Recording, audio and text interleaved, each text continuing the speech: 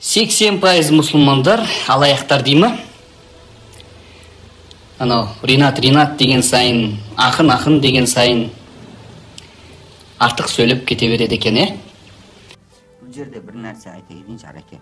Жалпы дінді, ислам дінін ойлаған адам шынайы мұсылман болатын болса, шынайы исламның өркендеуін қалайтын болса, Ice Cube деген рэп орындаушы айтатын жиі.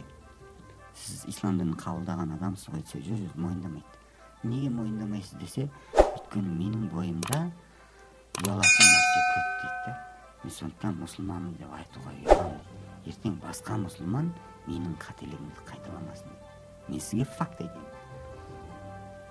Қазақстанда жасалып жатқан алаяқтықтардың интернет басқа 80%-ын жасап жатқан қауым намаз оқитын қауым. Өтірік десе бетіне бассын кейін. Тіпті қарапайым базарға барыңыз, басқа жерге барыңыз, біреу сақалын сипап тұрады, біреу былай, Алла деп тұрып адам алдап жатыр. Осыны түзетсін орнында. Дінге жанашыр адамдар.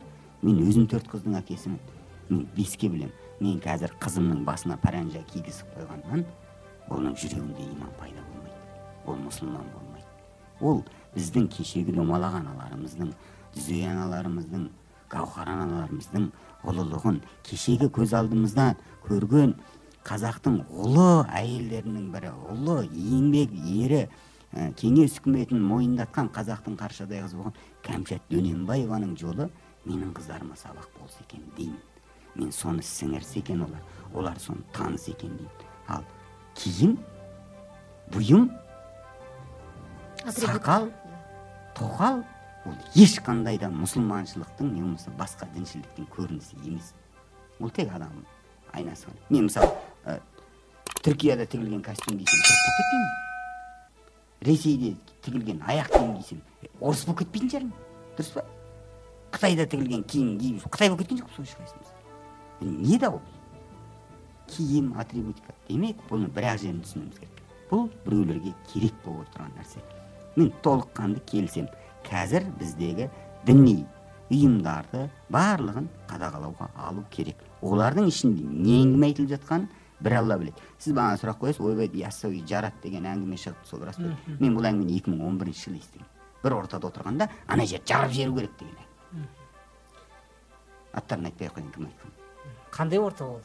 Ақындар ортасы ма? Бар, бәрі ақындар да болды сол ортада, естіген орта адамдар, мен ғана емес оны естіген. Сондықтан ол біз қазір діни ұйымдардың барлығын үлкен қадағалауға алуымыз керек. Ал басқасының бәрі қазақты әшейін шұбыртып, артынан ерткізіп, өтірік әңгімесін айтып, ойбай мыналар сендерді құдайсыз қылып алып жатыр, мыналар сендерді бүйтіп келе жатыр, мыналардың дәстүрлері өтірік, домбыра харам дейтін адамдар. Коммунист келді ғой, совет үкіметі, орыс патшалығы келген кезде де бірінші біздің салт дәстүрімізбен күресті, өнерімізбен күресті. Мәскеудің 10 күндігінде барып қазақтың өнерін паш етіп кеткен әмірелер бәрі не болды қайтып келген? Бәрін соттап жүрді. Ататын атты. Неге? Ұлттық рухты, болмысты, өзінің қалпын сақтататын бүкіл факторлерді олар дінге кіретінде Енді қараңыз. Енді қазір араб дінін насихаттаушылар келеді, не бір ағымдар. Олардың айтатын әңгімесі не? Сенің ата-бабаң адасқан, сенікі дұрыс емес, сен былай киінбе, етті былай жеме, бит сипама, битпе, жетшілбек пісірме, домбыра харам, ән айтпа. Тура сол кеңес үкіметін айтқан әңгімесін бұлар тек басқа сөздермен домбыраны естіп, бүгін мен шашым тік тұрды. Ой, ол әңгімеде қайда 2008-де шыққан домбыра харам. Шығып жатыр. Әртүрлі адамды айтып жатыр оны. Домбыра ол біздің кәдімгі діңгегіміз ғой, ұлтымыздың рухын сақтап қалған. Нағыз қазақ емес домбыра дейді ол. Иә, нағыз қазақ. Соны не деп айтты? Қашаған Күржіманұлы бірақ сопыға бірақ сөзбен жауап берген. Жаңа ғана домбыра харам деген адамдардың бәріне айтатын сол жауап. Адам ата жұмақтан алып келген 7 саз дейді. Ол кездегі ол да саз, бұл кездегі бұл да саз дейді. Домбыра күнә деп жүрген молдеке сенің ақылың аз дейді. Домбыра күнә деп жүрген адамның миы жоқ басында. Мен енді сіздің айтқаныңызбен кішкене келіспейтін де жерім бар. Өйткені біздің ата дініміз болғаны, және қазақ қоғамын қазір ойбай діннен бас тарт дейтіндей ешқандай негіз жоқ. Ата дініміз болған. Біз бәріміз Алладан басқа тәңір жоқ, Мұхаммед оның елшісі дегенді біліп өскен қауымбыз. Мен онымен келісемін. Бірақ қазір жаңағы Нұрлан Қажы Байжігітұлы сияқты қазақтың ата дінін қарапайым тілде түсіндіретін адамдарға да мүмкіндік беруіміз керек. Өйткені бұл діни сенім деген өте күшті нәрсе.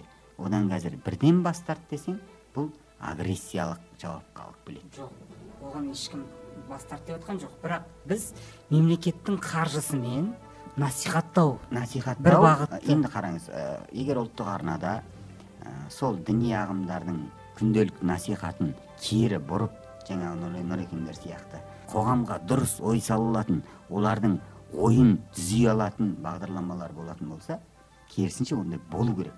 Ол қоғамды бір, өйткені діндар адам тек қана діндар адам тыңдайды.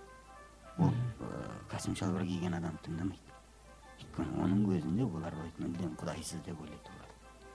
Тым осы жер қиындау да. Ал жалпы қоғам бір ретке келгеннен кейін, мен өз кезінде ойбай партия барам деп шулап жүргенде де болған бұл. Мен бағдарламамда пунктте көптеген әріптестерім келіспеді, бірақ мен сол кезде ойлайтын, Қазақстанда кез келген діннің насихатталуын шектеу керек.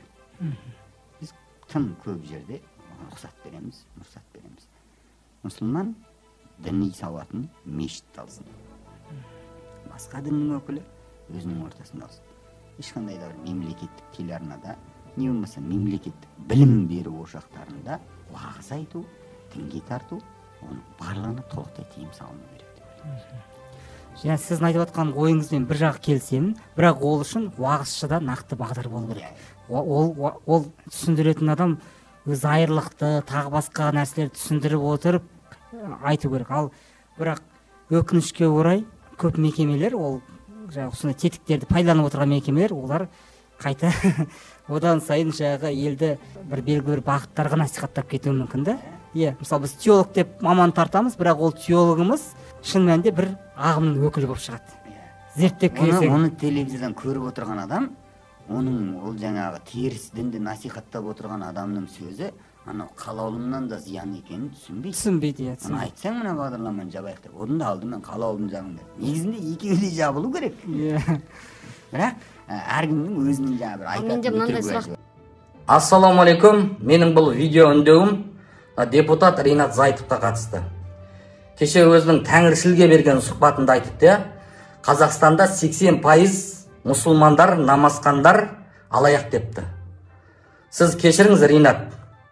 Сіз айнаға қарап емес, айналаңызға қарап айтып жібердіңіз ау деймін бұл жауабыңызда. Кезінде халық қосанытқа алданатын кезде, бұл қосанытың өзі бізді лақтырып кетсе, алдап кетсе, не дейміз деген кезде, мына мемлекеттен гөрі қосанытқа алданып көрейік деген өзің сөзің бар. Бұл видеоңда осы әлеуметтік желіде тұр. Сонда сен білдің ғой қосанытың, сені лақтыратындығын, сен емес, бүтін қазақтарды лақтыратындығын білдің. 80% намазхандар алаяқ болатын болса, сен 100% қазақты лақтырған қосанытпен бірге ол сен. Сондықтан кімнің алаяқ екендігін бірінші өзі айнаға қарап адам біліп алу керек.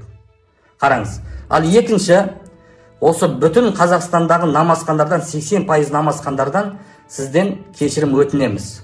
Сенен, вернее, менен жасым кіші. Сенен кешірім өтінеміз. Сен халықтың алдына шығып, осылай жала жапқандығың үшін кешірім сұра. Ал егерде кешірім сұрамасаң, ақынсың ғой енді, түлкі бұланға салып, мен 80% дегендегі мынаны нәрсені не еттім, былай айттым деп шұбыртуың мүмкін әңгімені. Бірақ кешірім сұрамасаң, біз сені орныңнан алуға күш жұмсаймыз. Күш жұмсағанда шағымданамыз. Біз орманда тұрып жатқан жоқ, біз зайырлы мемлекетте тұрып жатырмыз. Депутаттық мандатынан алуға біз күшімізді жұмсаймыз. Ол бірінші мәселе. Ал енді екінші мәселе, біздің үніміз жетпеуіміз мүмкін. Біздің сені орнынан алып тастауға күшіміз жетпеуі мүмкін. Бірақ Құдай құдіретті ғой. Ғалымдарымыз айтады, егер біреуге зұлымдық қылатын болса, зұлымдық көрген адам ана адамға жауап беруге қауқары жетпесе, әлсіздік танытса дейді, онда ана зұлымдық көрген адамның жауапшысы зұлымдық көрген адамның тарапынан Алла жауап береді дейді. Ал Алла жауап берген кезде қалай болады халің? Осыны да ойла. Сондықтан біздің саған орнынан алып тастауға күшіміз жетпесе, онда біз тарапымыздан иншалла саған Алла жауап береді. Сондықтан халықтың алдына шығып, қазақ пен мұсылманды айырып болмайды. Қазақ дегенде мұсылман елестейді көзімізге, мұсылман дегенде қазақ елестейді.